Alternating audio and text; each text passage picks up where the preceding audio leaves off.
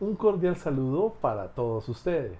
Continuando con el módulo de redacción de textos, en la temática de hoy revisaremos el análisis argumentativo. Pues bien, ¿cuántos de nosotros hemos deseado persuadir a las personas que nos escuchan? No solo dando credibilidad a nuestras palabras con coherencia, sino probando o demostrando, o mejor aún, razonando nuestras proposiciones o nuestras opiniones, ya sea que tengan un carácter científico, ¿sí? O ya sea para refutar, disuadir sobre algún comportamiento de la persona que nos escucha. Asimismo, poder transmitir hechos o ideas. Todo lo que pueda estar al alcance de nuestra determinada oportunidad para poder hacer este tipo de eventos. Entonces, la finalidad de un texto argumentativo es convencer a un receptor de la información sobre algún tema en particular. Para esto, Claudia Yadira Pineda Bustos, en su libro Análisis de ensayos argumentativos de 2012, nos indica lo siguiente. Los argumentos que nosotros vayamos a plantear se pueden clasificar de dos maneras. Los primeros, y vamos a hablar extensamente de estos, los argumentos lógicos o racionales. Estos argumentos nos llevan a demostrar o a probar una proposición. Y dentro de estos encontramos los argumentos deductivos. Los argumentos deductivos son cuya conclusión se deduce de dos o más argumentos cuyas ideas se tienen como verdaderas y vienen de lo general a lo particular. En un ejemplo que pudiéramos decir sobre un argumento deductivo es que en un primer plano observé una garza y noté que su plumaje era de color blanco. Luego, al seguir caminando, ¿sí? Posteriormente encontré una garza diferente y encontré que sus plumas también eran blancas. Y continué caminando y encontré otra garza muy diferente, pero aún así su plumaje era de color blanco, llegando a deducir que todas las garzas son de plumaje blanco. O en un segundo ejemplo del argumento deductivo, podríamos decir que todos los mamíferos son los animales procreados al interior del organismo de sus madres. Por ende, un elefante es un animal mamífero. Esto como ejemplos del argumento deductivo. No obstante, también existe el argumento inductivo. Y contrario a lo que acabamos de hablar, este tipo de argumentos comienzan desde lo particular y nos llevan a entablar una verdad generalizada. Dicho comienzo se puede dar a partir de unas observaciones específicas, de manera tal que el argumento inductivo puede comprender tres etapas. La primera etapa, y muy importante, y de hecho muy cotidiana, que es la observación, que la podemos resumir en captar un patrón y componer una teoría al respecto. De esta manera, podemos apreciar que los hechos que hayan sido observados deban tener una lógica para que las teorías resultantes a partir de esa observación tengan coherencia. Sin embargo, esto no exime que las teorías dadas a partir de la observación puedan ser incompletas o peor aún, que puedan ser erradas debido a la falta de información dentro del mismo proceso de observación. Por ejemplo, nadie puede afirmar que los seres humanos podemos vivir bajo el agua solo porque dominamos la habilidad de nadar y contener la respiración, así sea por un prolongado lapso. Segundo, establecer patrones. Seguida la observación, se llega a la comparación de los hechos registrados. Por ejemplo, Si las personas que habitan en una región costera practican natación, por lo tanto, la mayoría de las personas que habitan en regiones costeras obtienen musculatura notable en sus extremidades. Eso pudiera darse como un patrón. Sin embargo, el tercer punto nos indica que debemos construir una teoría. Y esa teoría es fruto de esas observaciones realizadas y del patrón analizado en nuestro ejemplo. Entonces, podríamos decir que las personas que habitan en regiones costeras, todos son de fisionomía atlética, una vez que los habitantes de las regiones costeras practican natación y por tanto un habitante costero que practica natación tendrá su cuerpo definido con músculos y como tal podrían ser de mayor longevidad en la población. Fíjense que ahí ya estamos armando una teoría a partir de esa observación que hemos podido realizar. Sin embargo, ¿qué es lo positivo que nos trae este método inductivo? Lo primero, nos motiva a nuevos estudios. Todas las inducciones posibles crean espacios de estudios en el ser humano o hacia el ser humano, ya sea para afianzar las teorías existentes o para refutar las posiciones dadas en algunos temas particulares.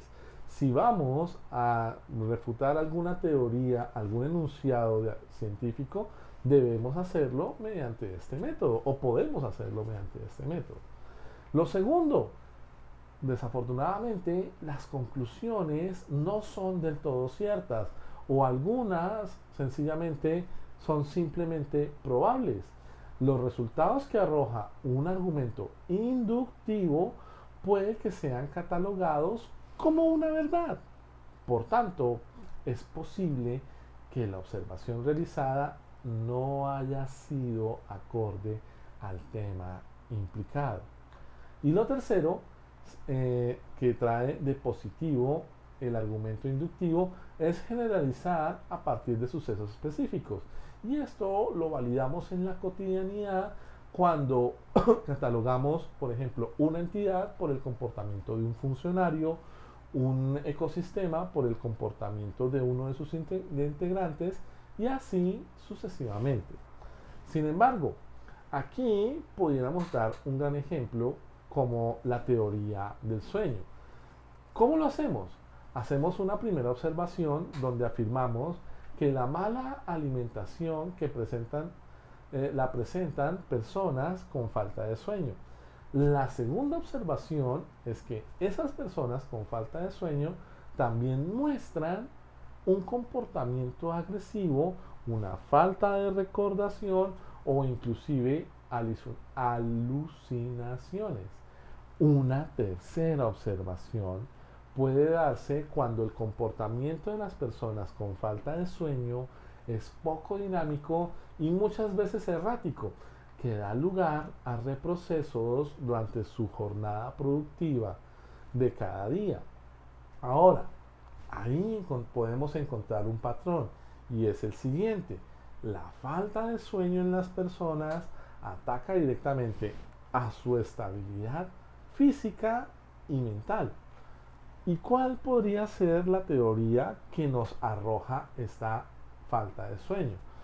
Que dormir poco es contraproducente con la salud de cada quien, llegando a perder el enfoque en las actividades cotidianas y actuando con cierta debilidad e inclusive mostrando confusión en nuestros actos.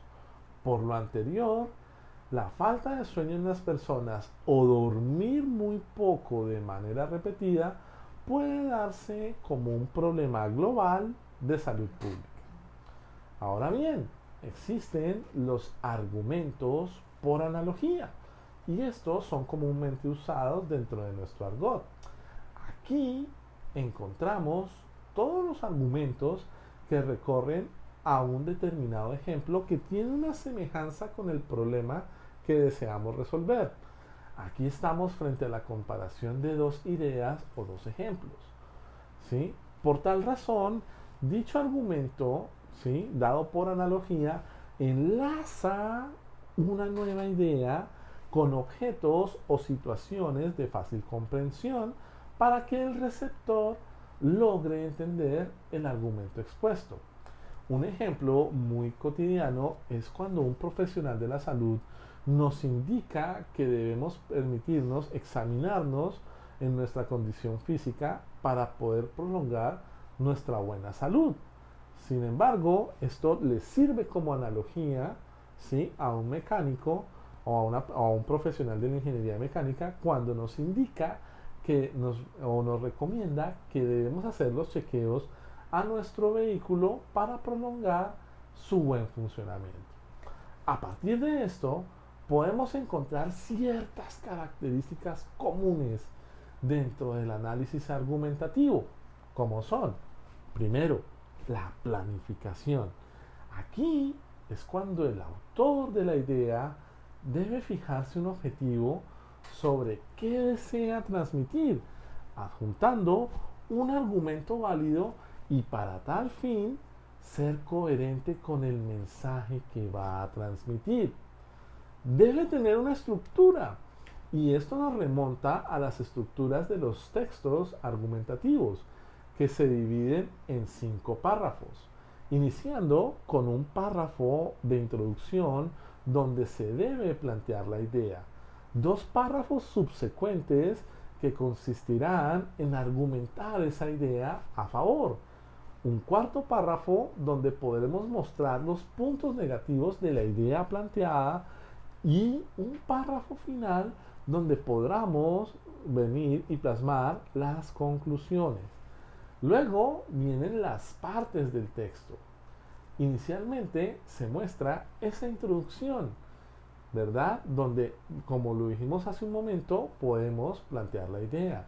Luego desarrollamos los argumentos y se finaliza llegando a la conclusión, lo cual nos da paso tanto a los hechos o hipótesis. Y ojo ahí, aquí es donde el emisor de la idea es quien nos busca convencer con el argumento, pero desde su punto de vista, ¿sí?, indicándonos cuál es el argumento que va a utilizar para ese fin. El emisor es la persona que tiene una postura o que nos ha transmitido la idea. Ahora, necesariamente debemos llegar a la demostración. Aquí el autor puede utilizar ya sea consenso, explicaciones, clarificaciones o mejor aún, ejemplificaciones. Y sin dejar de un lado los argumentos, aquí podemos encontrar de parte del emisor argumentos emotivos o afectivos donde él acude a nuestra emoción para que los argumentos puedan ser entendidos y aceptados. Y los argumentos por razonamiento donde utiliza los argumentos lógicos. De esta manera, ¿sí?, los tipos de textos argumentativos se pueden dar como entrevistas, pautas publicitarias, discursos políticos, documentos legales, documentos lingüísticos, documentos teológicos, documentos filosóficos o psicológicos y documentos científicos. Sin embargo, Carmen Marimón en 2006, en su libro El texto argumentativo, sostiene lo siguiente: los argumentos convincentes, emotivos o afectivos pueden ser de muchos tipos. Esto va dependiendo de lo que el emisor nos quiera convencer. Necesariamente para esto se debe amoldar el contenido de las palabras al receptor y esto se basa en la efectividad del argumento a mostrar. Para esto, esa efectividad debe depender de lo siguiente. Primero, basada en datos y hechos que deben ser indiscutibles pues deben corresponder a estadísticas verificadas o eventos demostrables. Estos hechos también se pueden definir como tesis avaladas, ¿cierto? Ahora bien, pueden presentarse como una relación casual. De esta forma, un primer argumento corresponderá a la información siendo el causante de un segundo argumento o un argumento posterior sobre el cual recae el efecto del primer argumento. Acto seguido podemos utilizar nuevamente las comparaciones. De esta forma se organizan los argumentos de forma que la idea siga distinguiendo similitudes y diferencias apoyadas en la idea original, ¿verdad? Ahora, también podemos hablarlo a partir de la autoridad.